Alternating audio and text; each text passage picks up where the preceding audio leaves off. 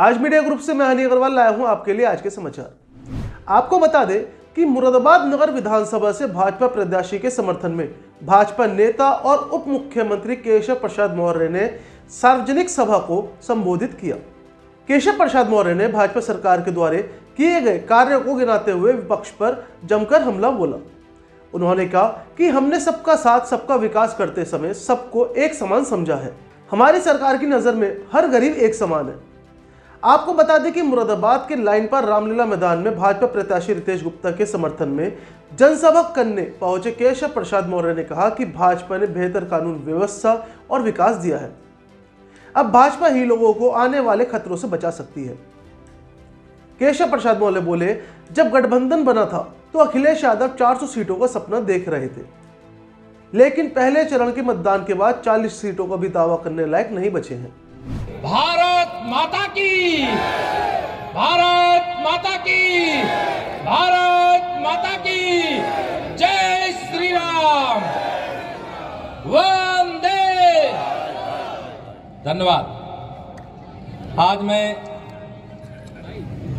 जब पीतल नगरी के नाम से पूरे संसार में विदित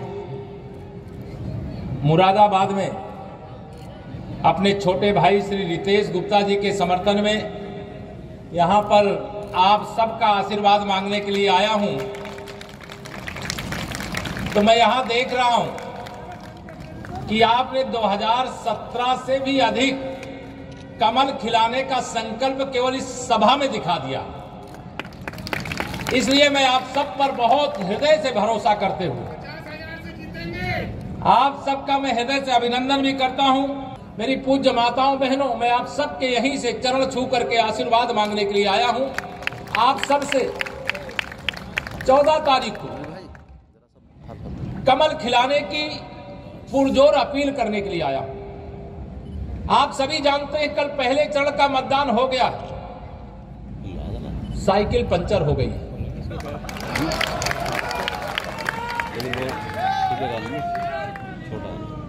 और कल से ही मैं तो सोचा था कि 10 तारीख को 11 बजे समाजवादी पार्टी गठबंधन के नेताओं का 12 बजेगा, लेकिन पहले चरण में ही जनता ने इनका 12 बजाना 10 फरवरी से ही शुरू करा दिया। अब 14 फरवरी को आपको करना है। जब आपके बीच में आया हूं 2017 से, आप सबको मालूम है मैं नगर निगम के चुनाव में भी आया था, पिछली बार विधानसभा के चुनाव में रितेश जी के लिए अपील करने के लिए आया था, फिर लोकसभा के चुनाव में भी आपके बीच में आया था, और आज फिर 2022 के विधानसभा चुनाव में भी आया। लेकिन आप पर मुझे गर्व है कि आपने कभी मेरा सर झुकने नहीं दिया, सदा सम्मान से मेरा सर ऊंचा रखने का काम किया। आज एक बार मैं फिर यह दोहराना चाहूंगा, मैं अपने एक एक कार्यकर्ता से, अपने एक एक पारिवारिक सदस्य से कहना चाहता हूं कि यहां पर श्री रितेश गुप्ता जी प्रत्याशी नहीं है, केशव प्रसाद मौर्य प्रत्याशी है। इसको ध्यान रखिएगा। कल शाम को प्रचार की प्रक्रिया बंद हो जाएगी और 14 तारीख को मतदान होना है। मुझे चारों तरफ से मंच में भी अगल बगल जो वरिष्ठ लोग बैठे हैं वह भी बता रहे हैं, सामने से भी आवाज आ रही है कि इस बार मुरादाबाद जिले की 6 सीटों को रितेश गुप्ता जी सहित जिता करके मुरादाबाद की जनता सिक्सर लगाने वाली है, छक्का लगाने वाली है। भारतीय जनता पार्टी की सरकार जब 2017 में आप सबके आशीर्वाद से बनी थी, आप याद कर लेना 2012 से 2017 का कार्यकाल, किस प्रकार से गुंडे, किस प्रकार से अपराधी, किस प्रकार से माफिया जिला चलाते थे, किस प्रकार से थाना और तहसील चलाते थे, किस प्रकार से गुंडागर्दी और माफियागिरी करते थे, किस प्रकार से उत्तर प्रदेश में दंगों के एक तरह से आग में झोंकने का काम किया गया था। लेकिन भारतीय जनता पार्टी की सरकार आने के बाद एक भी दंगा भी नहीं होने दिए, एक भी गुंडे को गुंडई भी नहीं करने दिए। आप सब इस बात के साक्षी हैं। हमने विकास भी किया है, हमने सुशासन भी दिया। हमने उत्तर प्रदेश के 24 करोड़ लोगों को सुरक्षा की गारंटी भी दिया है और वर्तमान ही नहीं भविष्य में आने वाले खतरे से बचाने के लिए आप सब लोगों के बीच में फिर यहां पर अपील करने के लिए आया। 2022 का यह चुनाव निर्णायक चुनाव है मेरे भाई बहनों। विरोधी यह सोचते हैं कि हम सब एक हो जाएंगे तो भारतीय जनता पार्टी का विजय रथ रोक लेंगे। जब 2019 के लोकसभा चुनाव में इसी उत्तर प्रदेश के अंदर सारे विरोधी दल एक हो गए थे, फिर भी 64 सांसद 51% वोट के साथ दिल्ली पहुंचे थे और माननीय नरेंद्र मोदी जी भारत के प्रधानमंत्री बने थे। सारे विरोधियों का एक ही लक्ष्य रहता है, भाजपा रोको प्रतियोगिता। ये सब अलग अलग नहीं है, गलतफहमी मत रहना, ये सब एक है और इन्हें एक रहने वाले लोगों के प्रति सावधान रहना। ये कमल के फूल का बटन कोई भेदभाव नहीं करता है, कमल के फूल का बटन विकास करता है।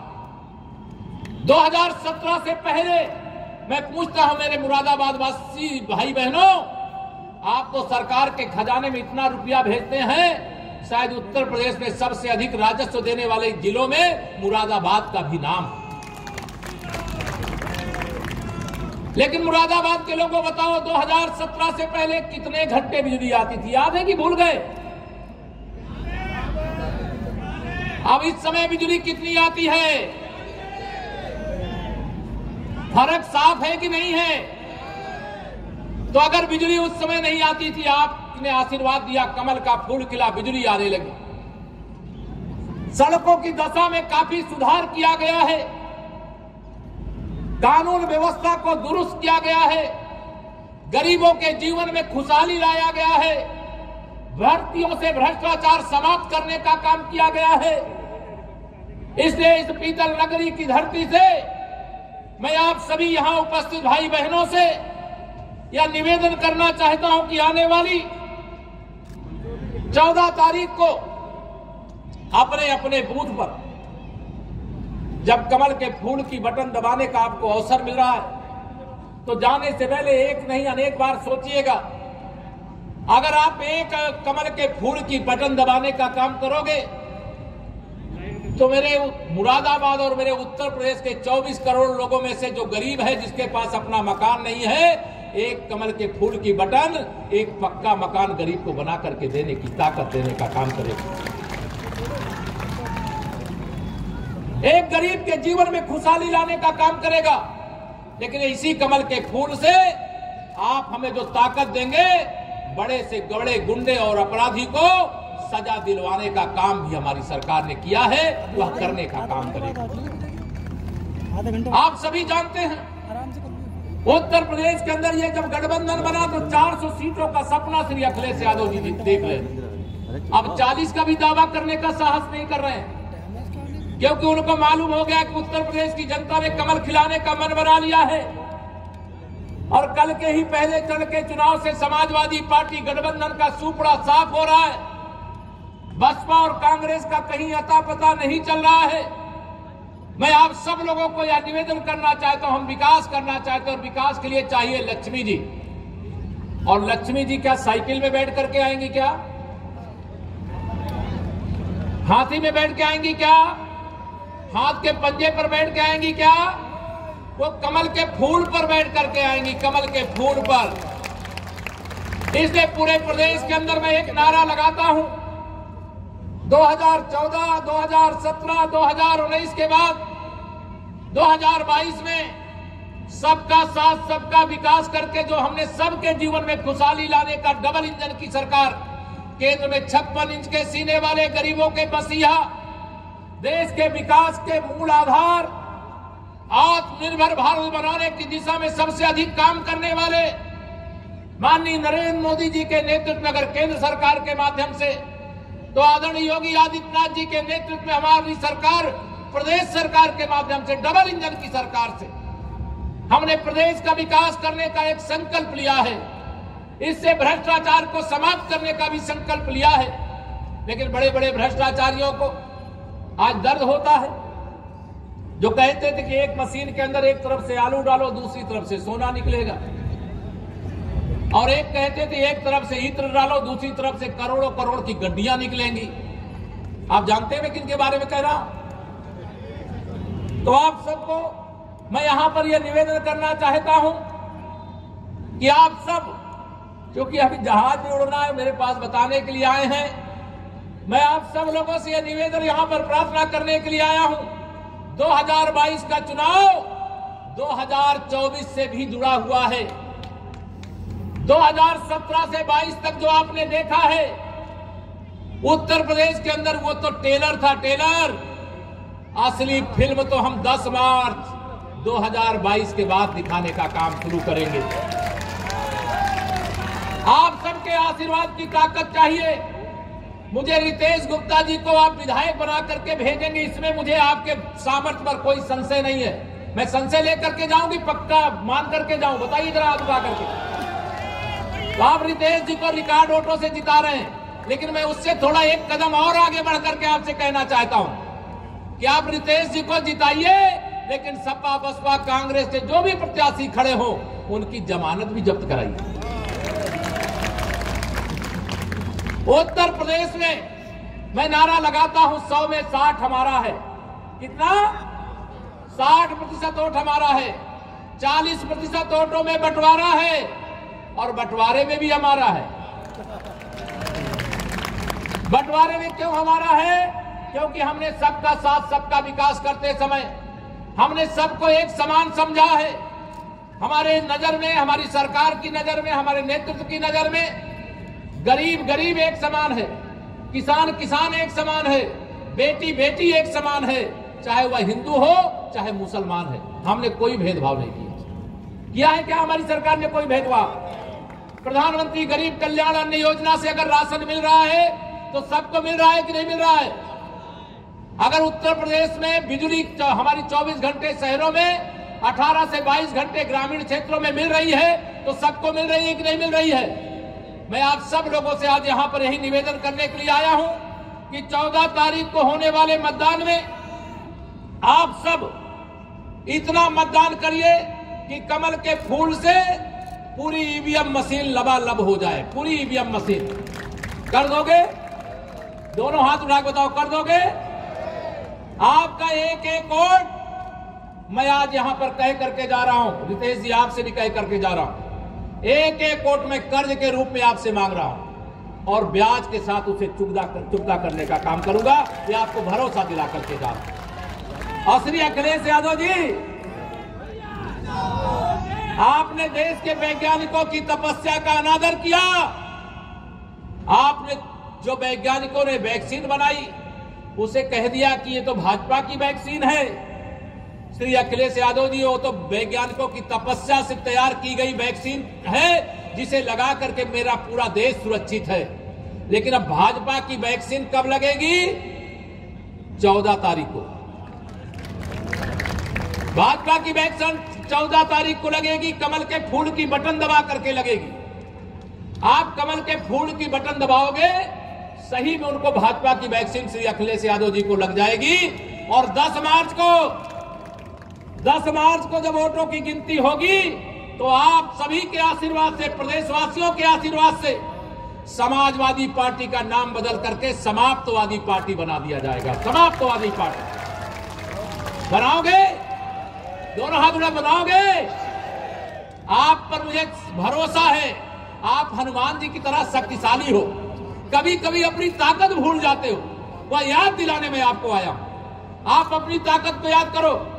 आज से केशव प्रसाद मौर्य और रितेश गुप्ता जी नहीं, आप सब प्रत्याशियों, मेरी माता बहन भी, मैं आप सबको भी हाथ जोड़ करके विनती करता हूं। आप सबको मैं निवेदन करता हूं, उत्तर प्रदेश के 24 करोड़ जनता की सुरक्षा की गारंटी भारतीय जनता पार्टी है और उत्तर प्रदेश के 24 करोड़ लोगों की सुरक्षा के लिए खतरा समाजवादी पार्टी है।